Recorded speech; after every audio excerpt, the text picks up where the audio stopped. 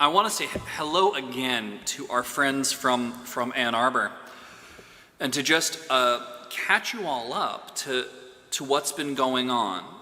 This Sunday is the final sermon in a series that Meredith and I have been doing for the past few weeks. The series is called Cosmos. And so in this series we've been taking a look at basically what exists outside of the boundaries of our planet, and trying to figure out, what are the spiritual lessons that we can learn from that exploration. We've talked about the moon, and we've talked about our planet as it exists in the universe, and this week we're looking beyond all of that to the stars and to the wider all of existence. We're going to talk about all of it in the next 15 minutes. Not really. A few years ago, when I was in my first search for a congregation to serve, I was being interviewed by a search committee, and they asked me one of the best questions I have ever been asked. They asked me, "What is your theological response to theoretical physics?" So a clarifier here, for those of you who got invited to more parties in high school than I did, there's two kinds of physics, right? There's theoretical physics, which is the branch that is about theories, ideas and models and that kind of thing. And then there's experimental physics, which is more about testing and proving those theories with experiments and demonstrations. So I told the search committee that my theological response to theoretical physics was that, in a certain sense, theoretical physics is theology, right? Because theoretical physics, just like theology, is largely concerned with asking questions like, what don't we know? What might we know? What could we know? What do or don't we know because of what we do or don't know? And what can we do in the face of what we may never know? I said that's theoretical physics, and that theology. The search committee hated the answer, incidentally. They deeply resented my implication that they might be theological. But I stand by my answer, and I think, that as we look at something as vast and ultimately unknowable as, the universe outside of our planet, it's really helpful to try and look at it in a way that is both scientific and theological, and to accept that the scientific and theological ways of looking at the problem may not really be as different from each other as we might think that they are. They are in relationship to each other, and the earliest exploration of that relationship between theology and astronomy, at least the earliest exploration that I think most Americans would be familiar with, can be found in the first chapter of the book of Genesis. This is the very opening scene of the Bible, and it describes God, creating everything, and God creates the earth and the water and the animals. And it says God puts a dome over the top of the earth and sticks the stars up in it, and that there's the moon and the sun that kind of, move around the dome. I think as poetry, I think it's one of the most beautiful moments in the Bible. There are levels on which it hasn't held up super well, right? Like here in the year 2021, we would tell you, but the earth is round, not flat, and that the universe exists around our planet, not above it. But I still think that this passage from Genesis is a really good place for us to start for two reasons. First, because it shows us that in the ancient world, people were already beginning to think about and wrestle with questions about how the universe works and is ordered. And second, because it describes the universe beyond our planet as being created in the same way that humans and the earth were created, right? And so in doing so, it puts us in relationship with what is beyond our planet. It lifts up the idea that we are connected to the great, infinitely vast universe and not distinct from it in a meaningful way. And that's interesting. Right? The rest of the Bible is mostly concerned with things happening on earth. But the very beginning, usually the first page, is about how what happens on earth is framed as being in relationship with what happens not on earth. The Bible is a book that is largely about the relationship between humans and God. Towards the beginning, it describes that relationship being broken, and towards the end, it describes that relationship being restored, and in between, it explores the ways that that relationship functions. But the thing about being Unitarian Universalist that I really love is we don't have to just let that be what it is. We don't have to leave it there, because while the Bible doesn't have a whole lot to say about stars and planets and galaxies, and it does have quite a bit to say about how we human beings relate to and interpret the world around us. So the motivation behind the questions that the Bible asks and the motivation behind the questions that astronomers ask are very similar. The Bible can be about humans relating to a anthropomorphized sentient God, but it can also be about humans trying to understand the relationship between the reality that they know and understand and the reality that is beyond our knowing. And that makes it a scientific text in its way.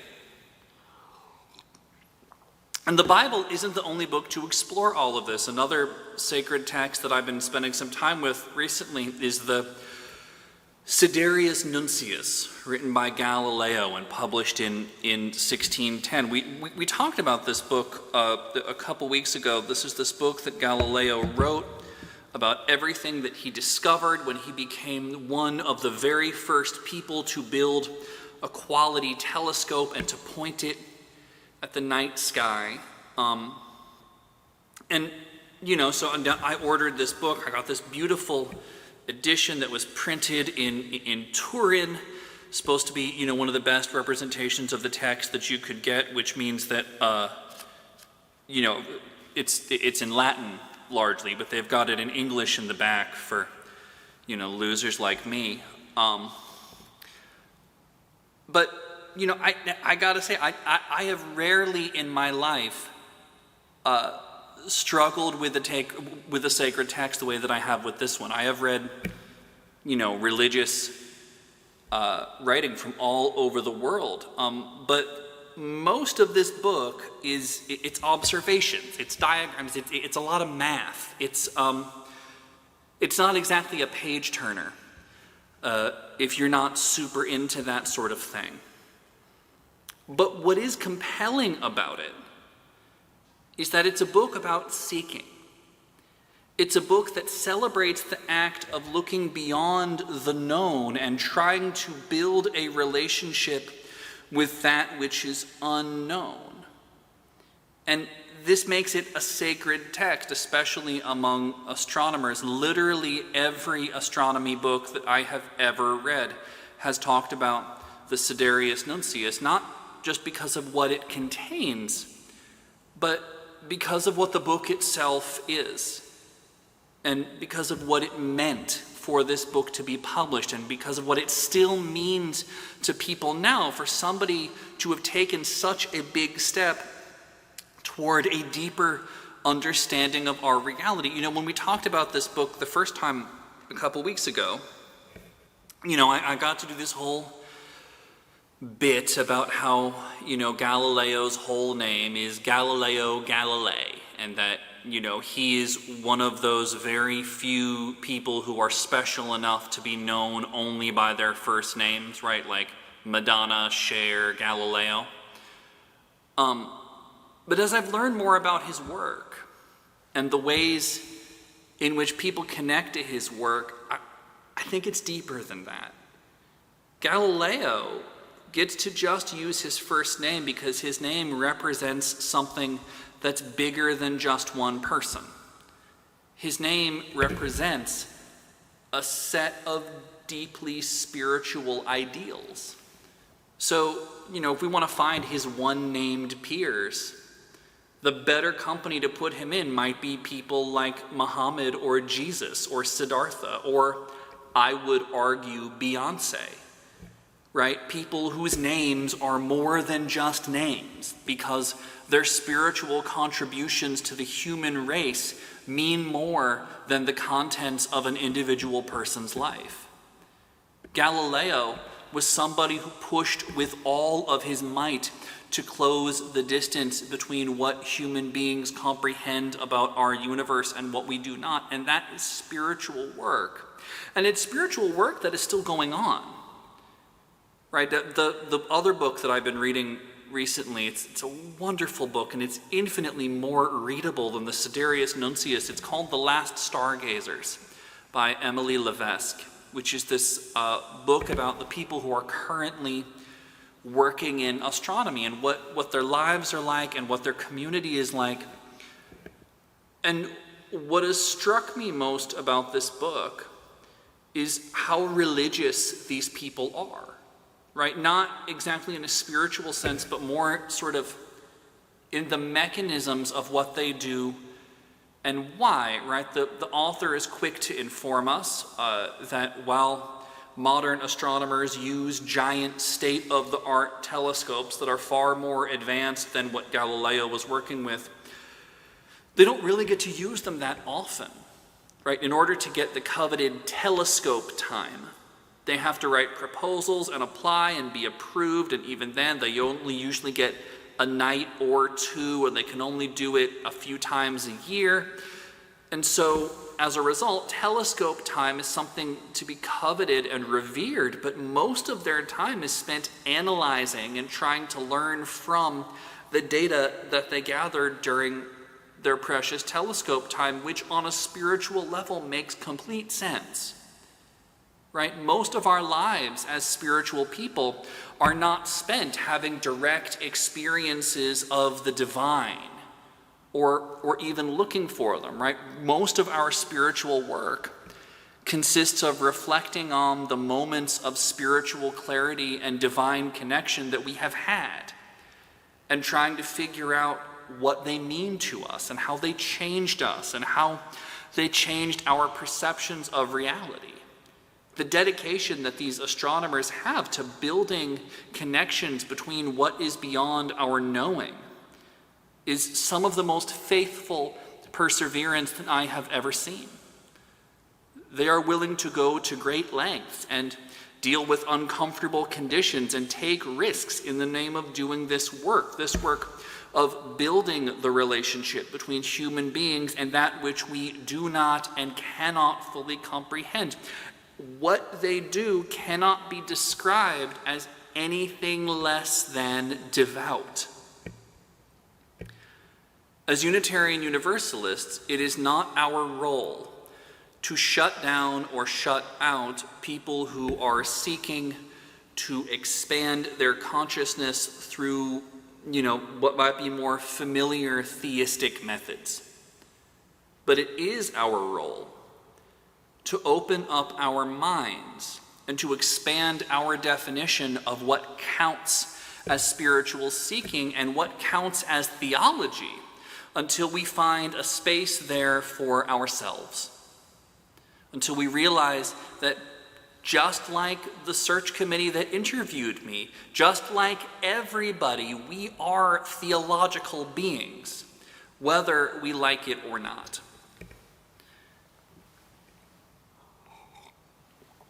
People have all sorts of reasons to look up at the stars. And in my experience, they tend to be many of the same reasons that people start asking questions about God. Right? The deepest and more important connection between theology and astronomy or any science is that they're born out of the same impulse. The stars, the unknown universe, and God represent this kind of ultimate aspiration. There's something that we may find beautiful or deeply important, but something that we will also probably never fully understand. They represent going further, stretching beyond what is known. Much, if not most, spiritual thinking is less concerned with what is obviously right in front of us and more interested in what could be beyond us. The stars are beautiful and connective, and they will always be, in some ways, impossibly far from us. Even if someday we develop the technology to visit other stars and planets and go hopping from galaxy to galaxy, there will still be an infinite number of stars and planets that will be even further away. So when we look at what is beyond this planet, we are not trying to build a comprehensive map of all that is. That would be impossible. What we're doing when we look at the stars is the same thing that theologians and religious seekers have always done. We are scooping a handful of water out of an endless ocean and looking down into our hand and trying to figure out what it has to do with us. And this is something that all human beings need. This is a practice that all human beings need to engage in. We need telescope time. We need time spent bringing ourselves closer to the unknown. This can be done through prayer and meditation. This can also be done through rational, objective inquiry. But we are all called to push the limits of our understanding, to understand that our perception of what we know as reality is only a small part of the whole. That is spiritual seeking. That is theology. And that is our work. Amen.